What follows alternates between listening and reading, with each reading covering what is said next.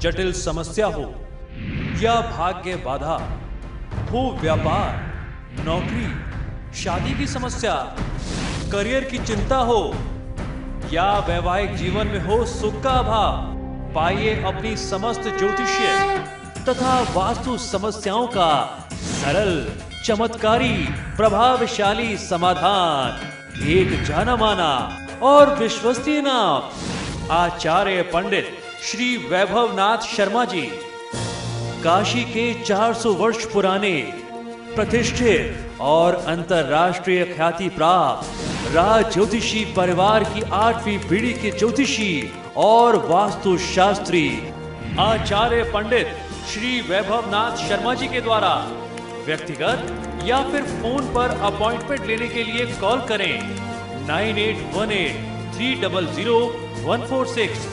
9990724131 या फिर ईमेल करें sharma.vaibhav@gmail.com पर।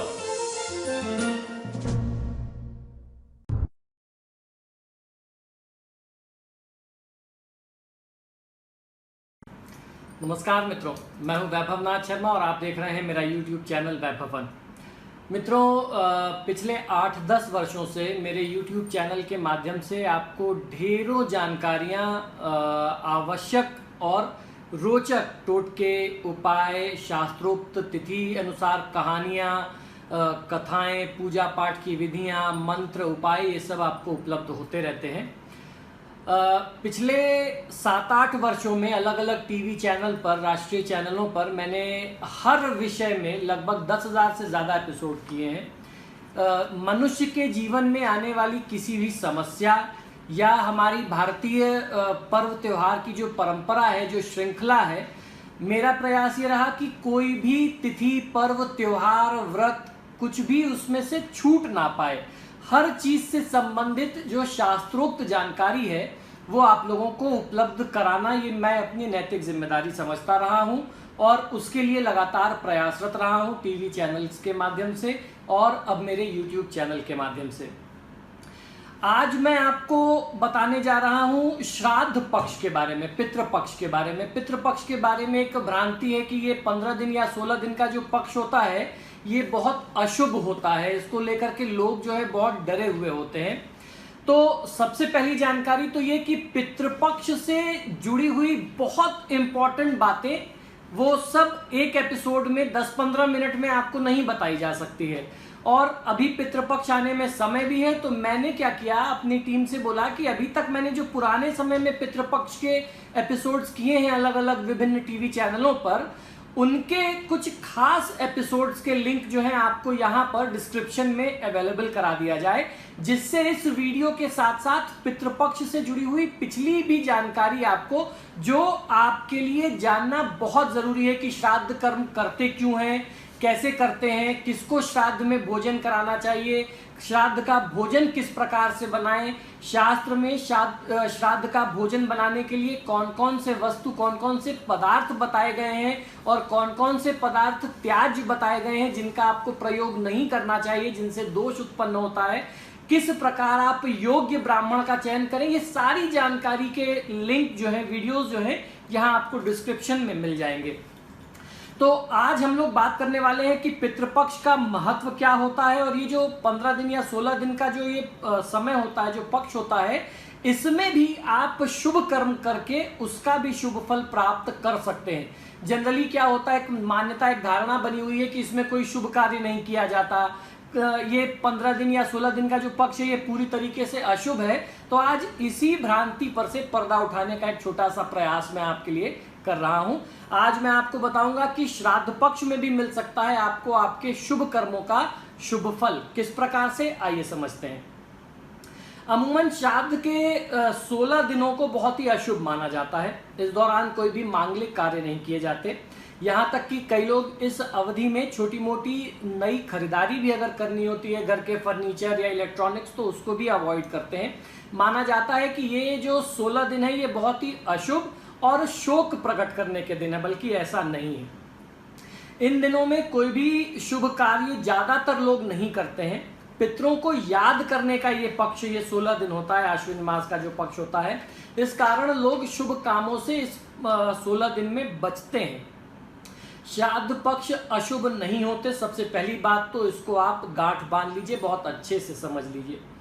कई शास्त्रों का मत है कि श्राद्ध में भी वे सारे काम किए जा सकते हैं जो आम दिनों में होते हैं। श्राद्ध के दिन पितरों के आशीर्वाद के होते हैं। जिनके माता पिता जीवित हैं उन्हें पितृदोष नहीं लगता। अब एक सबसे बड़ी समझने वाली बात यहाँ पर यह है कि पितृपक्ष में दोष लगता किसको है। पितृपक्ष में दोष सिर्फ उनको लगता है जिनके परिवार में जिनके माता पिता दोनों ना हो या दोनों में से कोई एक ना हो। अब सौभाग्य से उदाहरण के रूप में मुझे ले लीजिए, मेरे माता पिता दोनों जीवित हैं, मुझे दोनों का आशीर्वाद अभी भी मिल रहा है, ईश्वर की बहुत कृपा है कि मेरे माता पिता स्वस्थ और प्रसन्न हैं, तो मेरे जीवन में श्राद्ध पक्ष का कोई भी प्रभाव नहीं रहेगा।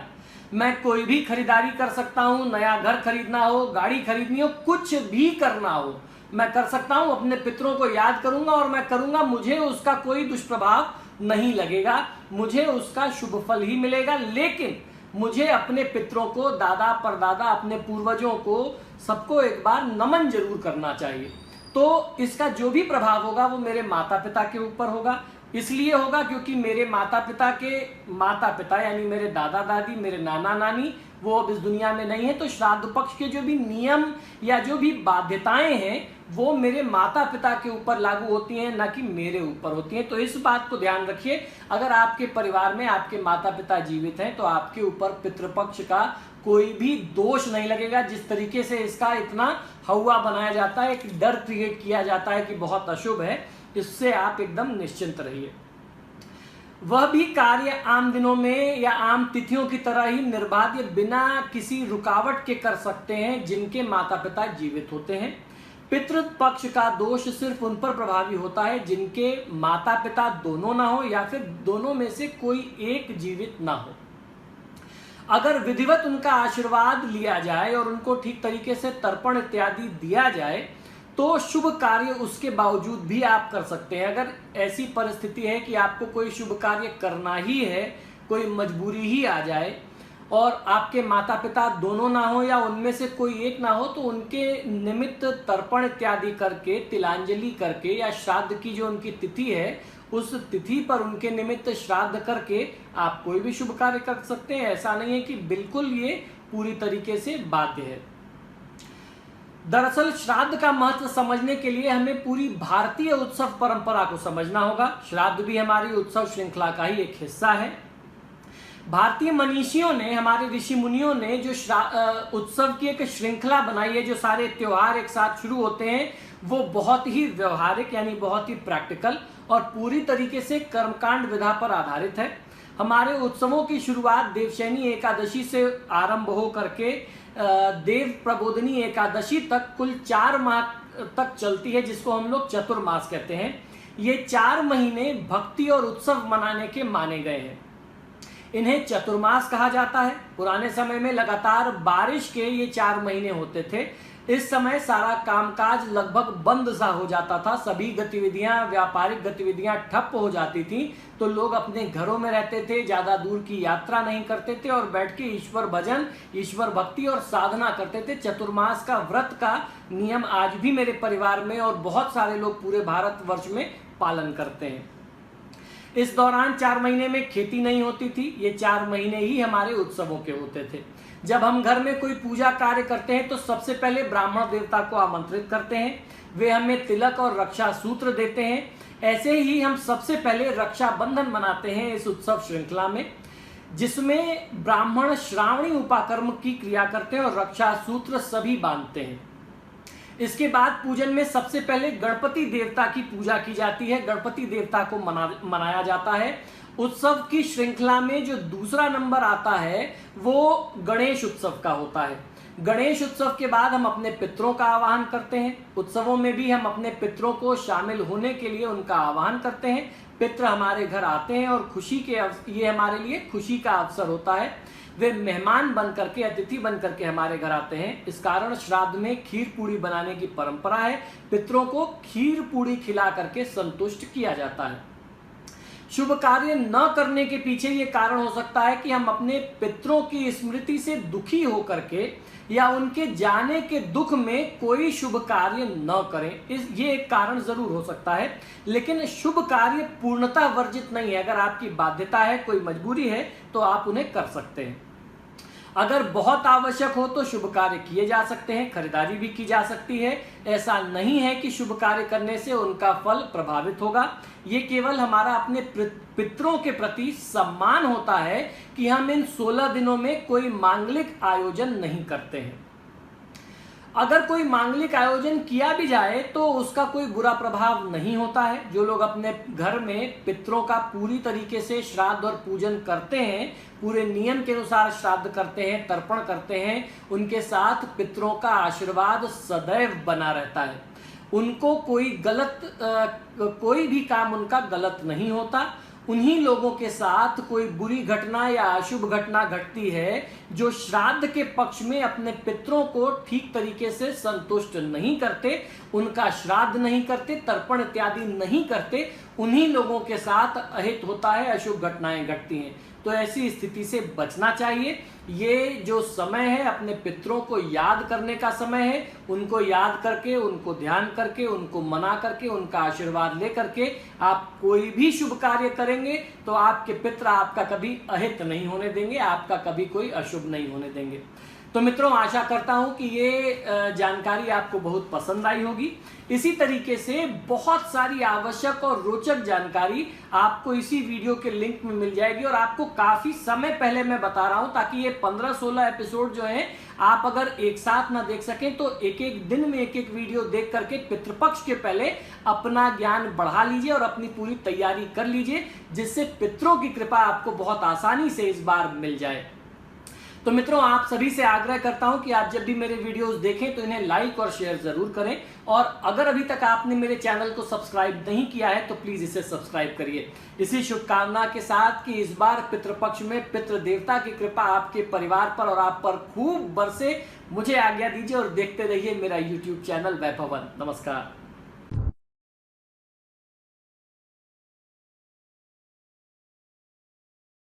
जटिल समस्या हो या भाग्य बाधा हो, व्यापार, नौकरी, शादी की समस्या, करियर की चिंता हो या वैवाहिक जीवन में हो सुख का अभाव, पाइए अपनी समस्त ज्योतिषीय तथा वास्तु समस्याओं का सरल, चमत्कारी, प्रभावशाली समाधान।